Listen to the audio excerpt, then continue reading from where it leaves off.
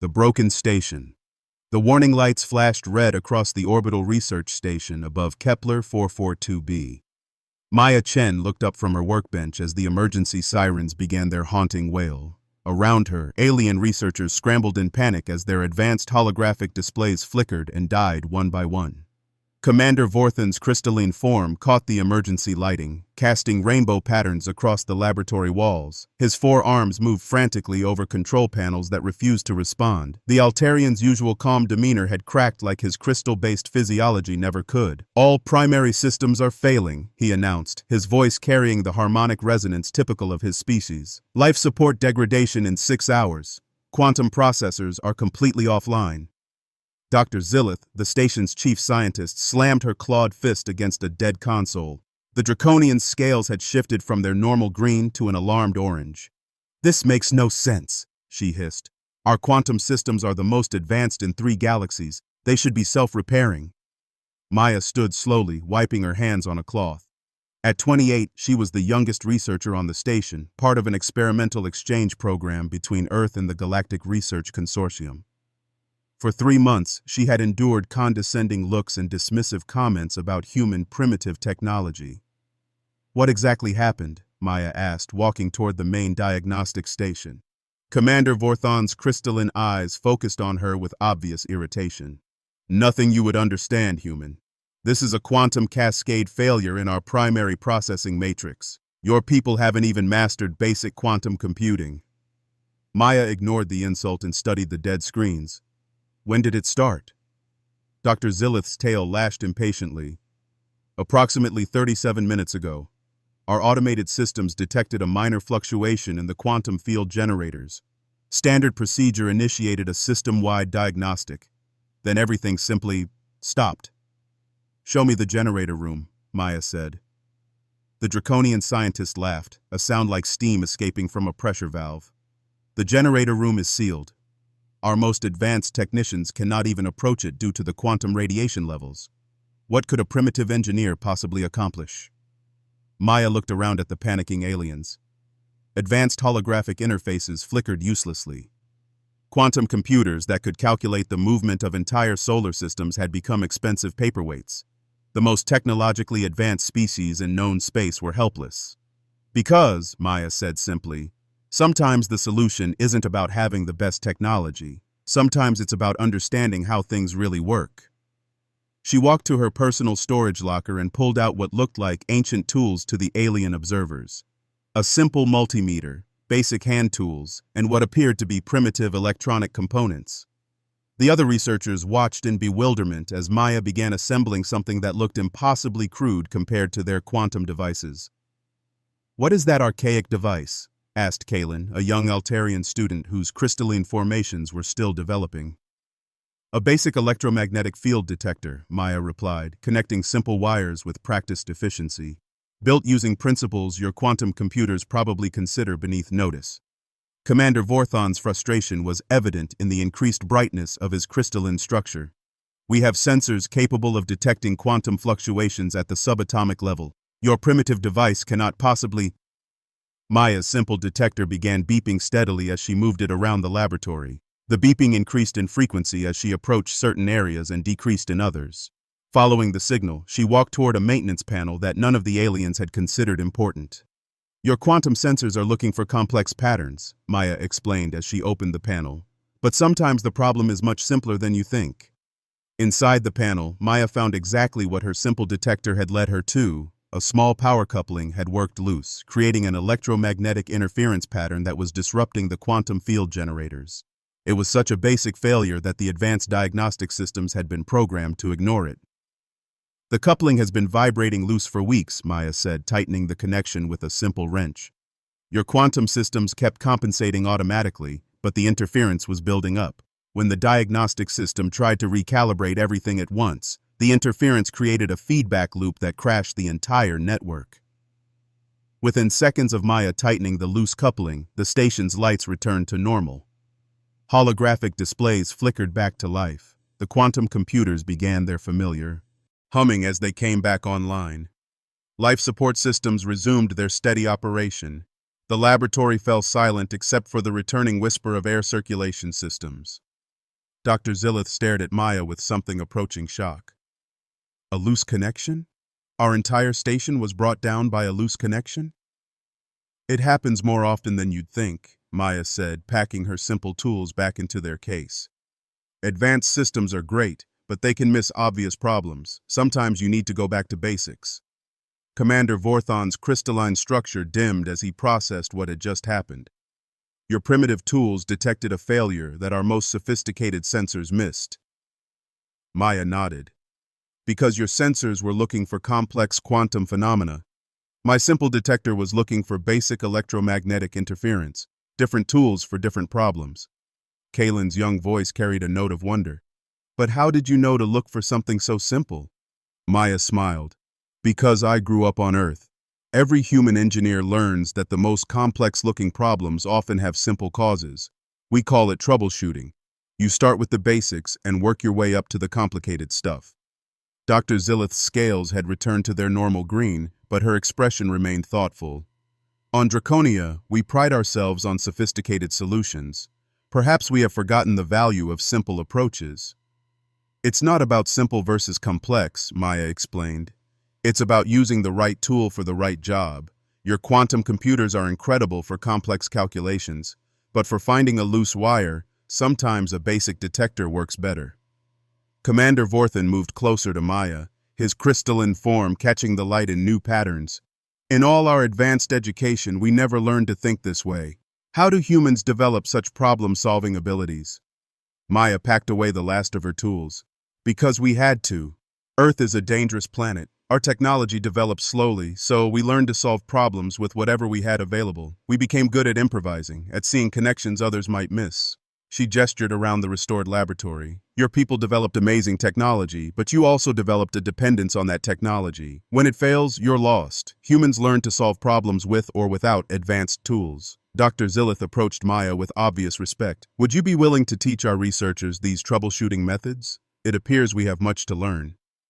I'd be honored, Maya replied. But I should warn you, human problem-solving methods can be pretty hands-on. You might get your scales dirty.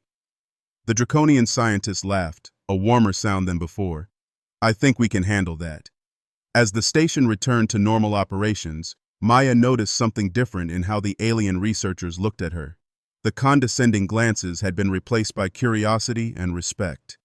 They were beginning to understand that intelligence came in many forms. Kalen approached her workbench later that day.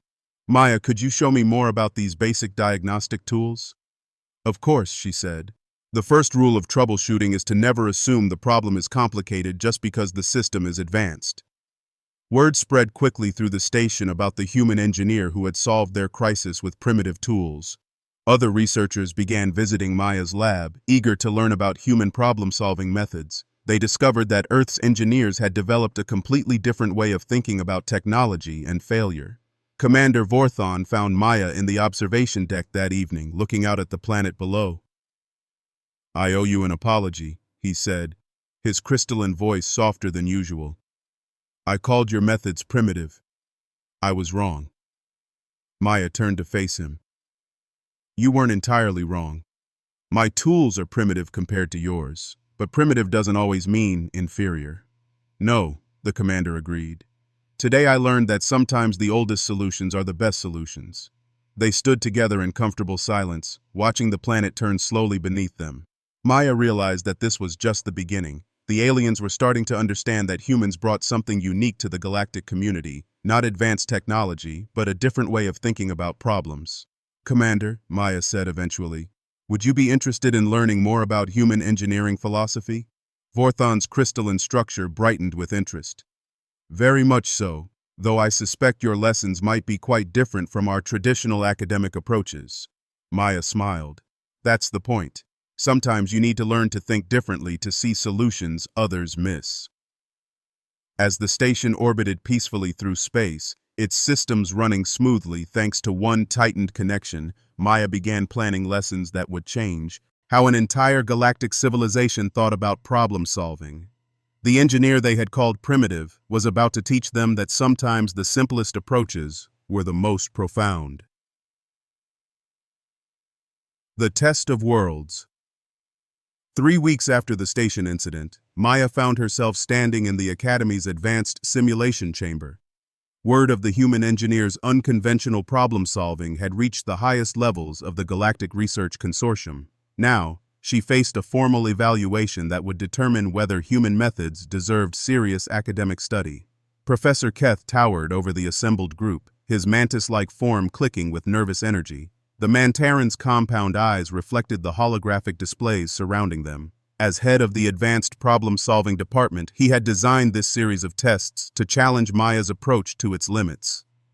Today we will see if human methods work beyond simple mechanical failures, Professor Keth announced, his voice carrying the characteristic buzzing undertone of his species. We have prepared 5 scenarios, each representing a different type of environmental challenge. Dr. Zillith stood among the observers, her scales a confident green. Commander Vorthon's crystalline form caught the chamber's lighting as he monitored the proceedings. Dozens of researchers from various species had gathered to witness this unprecedented evaluation.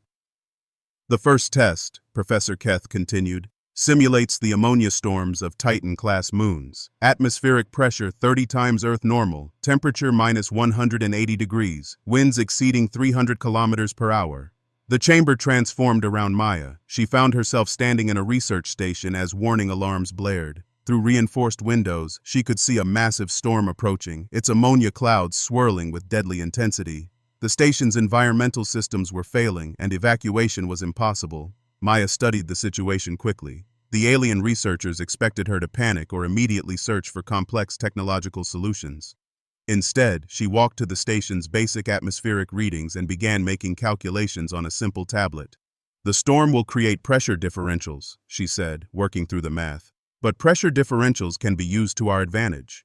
Moving quickly, Maya began redirecting the station's ventilation systems. Instead of fighting the approaching storm, she configured the air handling systems to use the storm's own pressure waves to maintain internal atmospheric balance.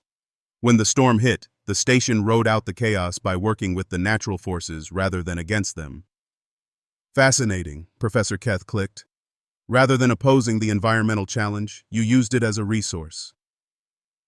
The second test transported Maya to a volcanic world.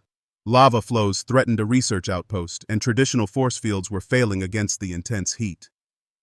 Maya examined the situation and noticed something the advanced systems had missed. The lava flows followed predictable paths based on underground topology. Using simple surveying tools, Maya calculated where the lava would flow next.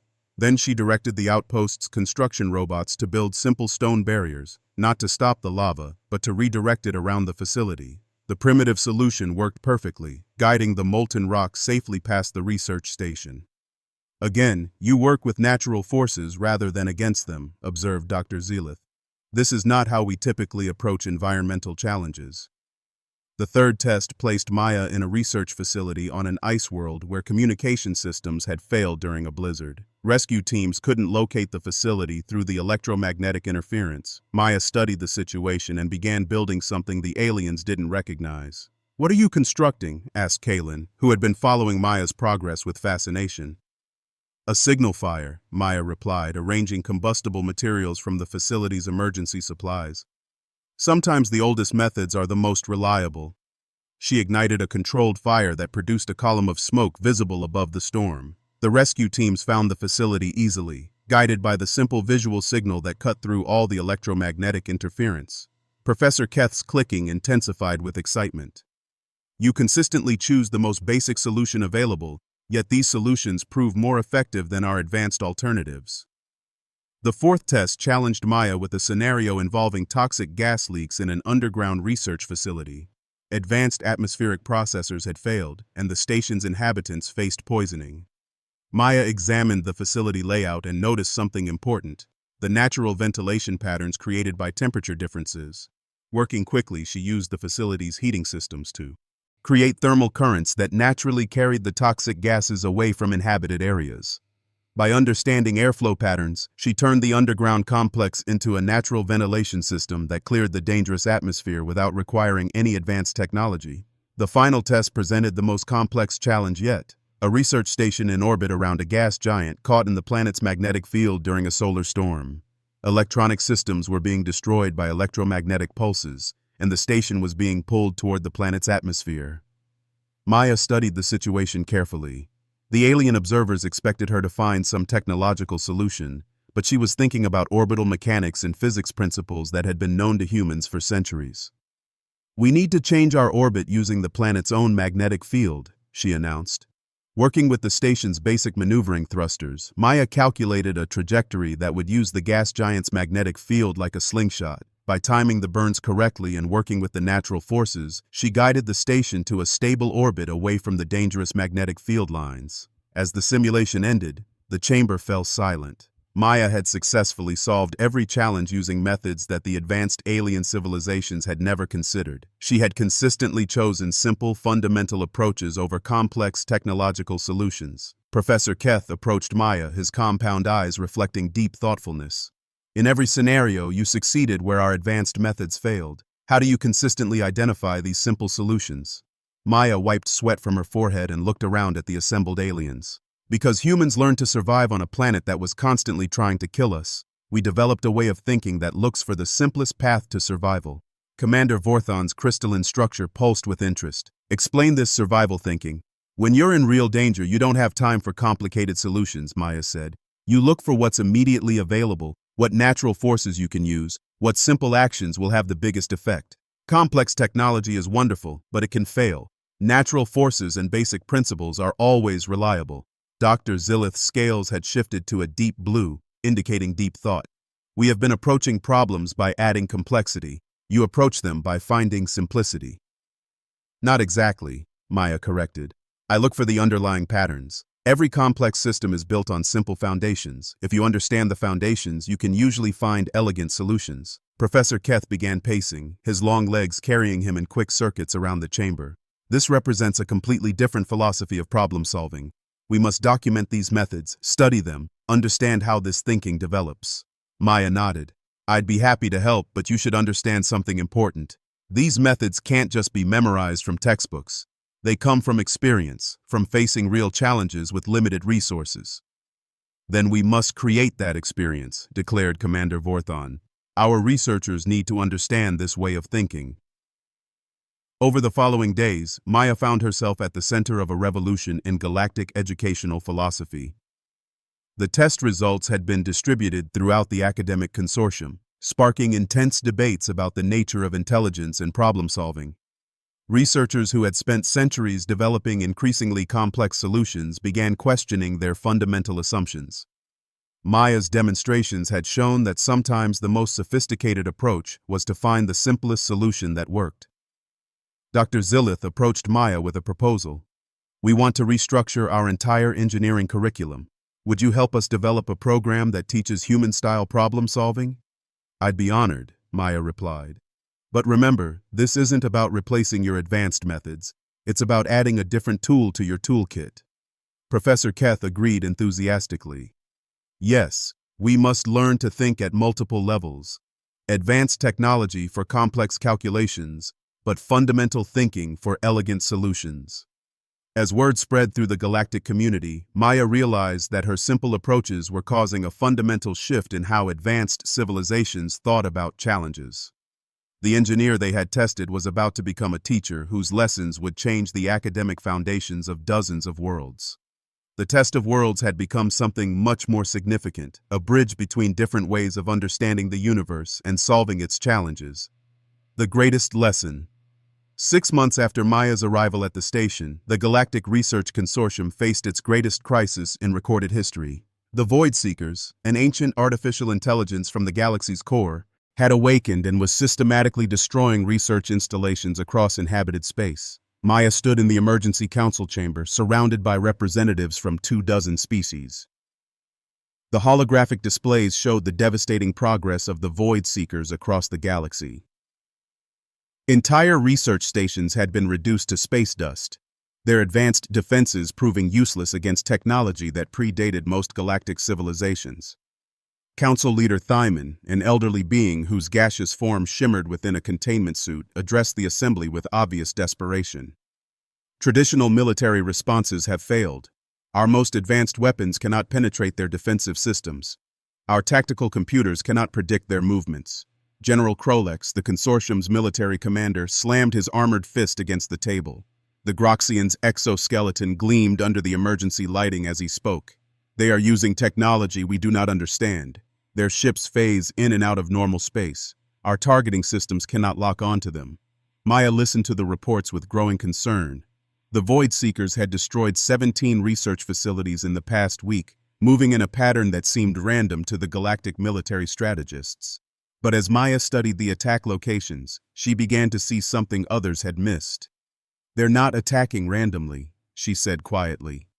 The chamber fell silent as all attention turned to the human engineer. Council Leader Thymon's gaseous form swirled with interest.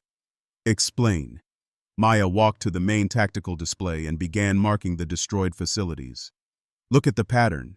They're not just destroying research stations. They're targeting specific types of research." She highlighted the destroyed installations in different colors. Quantum physics research here. Advanced AI development here. Temporal mechanics here. They're systematically eliminating research into technologies that might threaten them. Commander Vorthon's crystalline structure brightened with understanding. "They are not conducting random destruction. They are preventing us from developing countermeasures." "Exactly," Maya confirmed, "which means they're not as invincible as they appear. They're afraid of something we might discover." General Krolex's mandibles clicked with frustration. "Even if you are correct, how does this help us? We cannot fight technology this advanced with conventional weapons." Maya studied the tactical data more carefully. The Void Seekers' movement patterns, their targeting choices, their technological capabilities. Slowly, an idea began forming in her mind, an approach so simple that the advanced military strategists would never consider it. "What if we don't try to fight their technology?" Maya suggested. "What if we use their own behavior against them?" Dr. Zillith's scales shifted to an intrigued yellow. "Explain this approach." Maya began drawing on the tactical display, marking positions and movement vectors. "They're targeting research facilities because they want to prevent us from developing threats, but they're doing it systematically, following logical patterns. That makes them predictable." She highlighted a cluster of research stations in the Outer Rim territories. "Based on their pattern, they'll hit these facilities next. But what if those facilities aren't there when they arrive?" Council Leader Thymon's gaseous form pulsed with confusion. "You suggest evacuation? We have already attempted this. They simply adjust their targeting." "Not evacuation," Maya said, her excitement growing. "Redirection. We make them think the research is happening somewhere else." Maya's fingers flew across the tactical display, sketching out a complex plan. "We set up fake research signatures at distant locations. Use simple radio transmissions and basic energy patterns to simulate the research activities they're hunting. When they move to investigate these false targets, we hit them where they are not defended," General Krolex finished, his understanding dawning. "A classic misdirection strategy." Professor Keth clicked with interest. "But how do we create convincing false research signatures? Their scanning technology is incredibly sophisticated." Maya smiled. "That's the beauty of it. Sophisticated scanners look for sophisticated signals, but research activities create basic electromagnetic patterns, energy signatures, communication frequencies. We can simulate those using simple equipment." Over the next week, Maya worked with researchers from dozens of species to implement her deception plan. They established fake research facilities in remote locations, using basic transmitters to broadcast the energy signatures of quantum research, AI development, and temporal mechanics studies. The plan required precise coordination across multiple species, each contributing their unique capabilities to the deception. The Altarians provided crystal-based signal amplifiers. The Draconians contributed their knowledge of electromagnetic spectrum manipulation. The Mantarans used their computational abilities to calculate optimal positioning, but the core of the plan remained elegantly simple: use the Void Seekers' own systematic approach against them. Maya stood in the primary coordination center as the plan went into effect. Sensors across the galaxy tracked the movement of Void Seeker ships as they began responding to the false research signals. Just as Maya had predicted, they altered their course to investigate the new targets. "They are taking the bait," reported Commander Vorthon, monitoring the sensor networks. "All Void Seeker units are moving toward the false research sites." General Krolex coordinated the military response. Strike teams are in position. When the Void Seekers reach the empty locations and realize the deception, they will be vulnerable during their recalibration phase. The next several hours were tense as the Galactic Coalition watched their enemies move into position. The Void Seekers approached each false research site with their usual methodical efficiency, only to discover empty space where they expected to find advanced research facilities. "Now," Maya said quietly. The coordinated attack began across 17 locations simultaneously. While the Void Seekers were confused by the deception, Coalition forces struck with precisely timed assaults. The ancient AI ships, caught off guard for the first time in millennia, suffered critical damage to their phase shift generators and targeting systems. Within hours, the threat that had terrorized the galaxy was neutralized. The surviving Void Seeker units retreated to the galactic core, their systematic destruction campaign broken by a simple deception strategy. The victory celebration in the council chamber was unlike anything Maya had ever experienced. Representatives from dozens of species gathered to honor the human engineer whose unconventional thinking had saved their civilization. Council leader Thymon's gaseous form glowed with gratitude. "You have accomplished what our greatest military minds could not. How do we express adequate appreciation for this service?" Maya looked around at the assembled beings, each representing a different approach to intelligence and problem-solving. "You don't need to thank me. You all made this work. The plan only succeeded because each species contributed their unique strengths." Dr. Zillith approached with obvious respect. "But the core insight was yours. How did you see the solution when our advanced strategic computers could not?" "Because humans learned something that advanced civilizations sometimes forget," Maya replied. "The most complex problems often have simple solutions, and the greatest strength comes from bringing different capabilities together." She gestured around the chamber. "Your military strategists were trying to match the Void Seekers' advanced technology, but sometimes the best way to defeat a sophisticated enemy is with simple tactics they don't expect." Professor Keth clicked thoughtfully. "This represents a fundamental lesson about intelligence and problem-solving. We have been so focused on advancing our individual capabilities that we forgot the power of combining different approaches." Maya nodded. "That's what humans learned on Earth. We're not the fastest, strongest, or smartest species individually, but we learned to work together, to combine different strengths, to find creative solutions by bringing diverse perspectives together." Commander Vorthon's crystalline structure pulsed with new understanding. "This is why human methods appear so effective to us. You do not seek to replace other approaches, but to integrate them into more powerful solutions." Over the following months, the lessons learned from the Void Seeker crisis transformed galactic civilization. Research institutions began incorporating human-style problem-solving into their curricula. Military academies studied the deception strategy that had defeated an seemingly invincible enemy. But the most important change was philosophical. The galactic community began to understand that true intelligence wasn't about having the most advanced technology or the most sophisticated analytical capabilities. It was about understanding how to use available resources creatively, how to see patterns others missed, and how to bring different strengths together to solve complex challenges. Maya found herself appointed as the first human director of integrated problem-solving, a new position created by the Galactic Research Consortium. Her mandate was simple: teach the galaxy's most advanced civilizations how to think like humans when facing impossible challenges.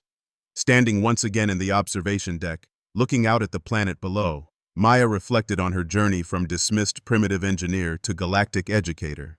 She had learned that intelligence came in many forms, and that the greatest discoveries often came from combining different ways of thinking.